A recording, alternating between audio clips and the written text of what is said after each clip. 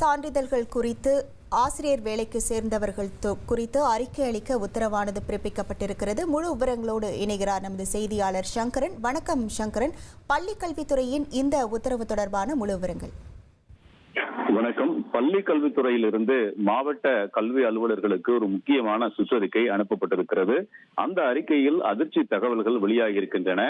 அதாவது போலி கல்வி சான்றிதழ்களை கொடுத்து ஆசிரியர்களும் பல்வேறு பிற ஊழியர்களும் கல்வித்துறையில் பணிபுரிந்து வருவதாக பள்ளி கல்வித்துறை அதிர்ச்சி தகவலை தெரிவித்திருக்கிறது.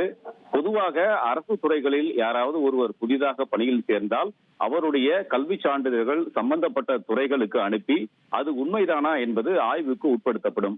அந்த ஆய்வில் சான்றிதழ்கள் அனைத்தும் உண்மை என்று தெரிய வந்த பிறகே அவர் அரசு ஊழியராக அங்கீகாரம் செய்யப்படுகிறார்.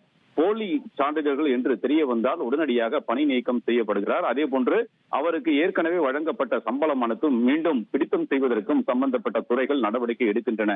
இப்படிப்பட்ட சூழலில் பள்ளிக்கல்வித்துறையில் போலி கல்வி சான்றிதழ்களை கொடுத்து பலர் ஆசிரியர்களாகவும் பிற ஊழியர்களாகவும் பணியாற்றி வருகின்றனர் என்று பள்ளிக்கல்வித்துறையே தெரிவித்திருப்பது அதிர்ச்சியை ஏற்படுத்தியிருக்கிறது.